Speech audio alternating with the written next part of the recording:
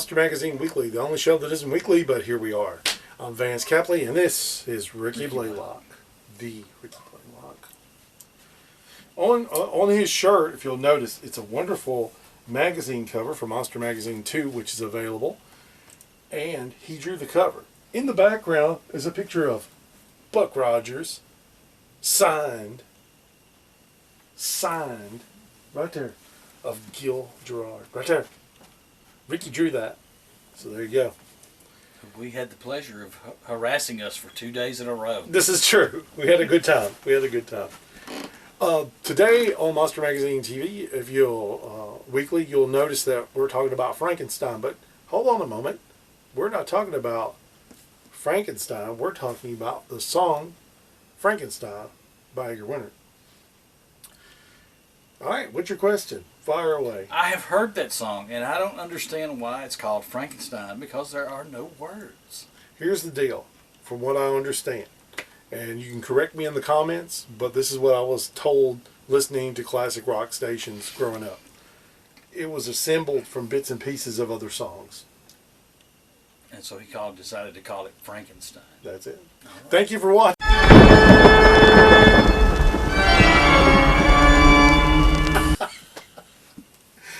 Well, I mean, if you look at Blue Oyster Cult's Godzilla, Yeah. you know what it Exactly.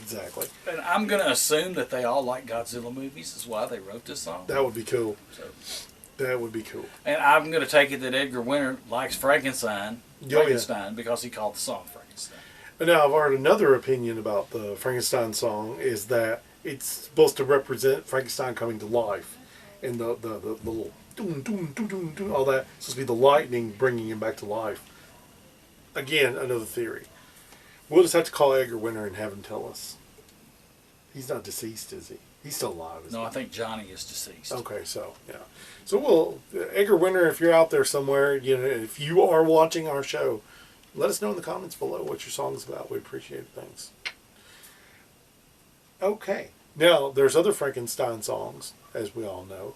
And isn't there one by Alice Cooper? Feed My Frankenstein. No, I mean, what's the song called? Feed My Frankenstein. Dang. Don't try that. Let's see. That's a good song. And they used that. I remember. Wayne's World. Yeah. I went to see Wayne's World 8 times at our Shady Brook Theater. I was a sad young man. I would have to say you pretty much are. I've got the soundtrack and everything. My only complaint about the soundtrack is, on it, you remember Black Sabbath does a song, Time Machine, with Ronnie James Dio singing, right? Yes. The version that's in the movie is better than what's on the cassette. Now explain that. On the movie soundtrack, you have a version, and then on the album, Dehumanizer, you have the song, also Time Machine. The version on the soundtrack for the movie is perfection. The version that's on the Dehumanizer album is slower paced, where the other one's more about dun dun dun dun dun dun dun dun dun. Well, that's kind of like Metallica. Yeah. And For Whom the Bell Tolls. Yes. You've heard that song on the album, Mm-hmm. and then the song that they play at the beginning of Zombieland. Oh yeah, It's different. Yeah. That always kind of irked me. Was like I was trying to remember what movie it was. There was a song, and I was 45 Dead, Party Time at the end of Return of the Living Dead. The version that's on the movie is different than what's on their album. It's like a whole other song. It still sounds the same, but the lyrics are different. You know what I mean? Yeah. And that's the closing song to the Return of the Living Dead. I haven't seen that in a while either. We should do that again. We did that one night. Had a big blast. Yeah, we need to actually watch a movie. We haven't done that in instead forever. of doing short shows and YouTube videos and watching YouTube videos and stuff. We should do it this way. We should start with a YouTube video or two. Then you'll catch up with our friends and stuff. Then watch a movie, and then we can sit around, chat, and junk like that, and watch crazy. See, that's crap. what we should do on that TV show right there. Yeah. They should show a movie, and then we could rip on it. Oh yeah. Or talk about how cool it Or is. talk about how cool it is. Yeah. There's a horror host in Nashville, Dr. Gangrene, and Nashville, Tennessee, and you can look him up. He's all over the web, and he's fantastic. But he doesn't make fun of the movies. He kind of like tells you how cool they are, and I kind of like that.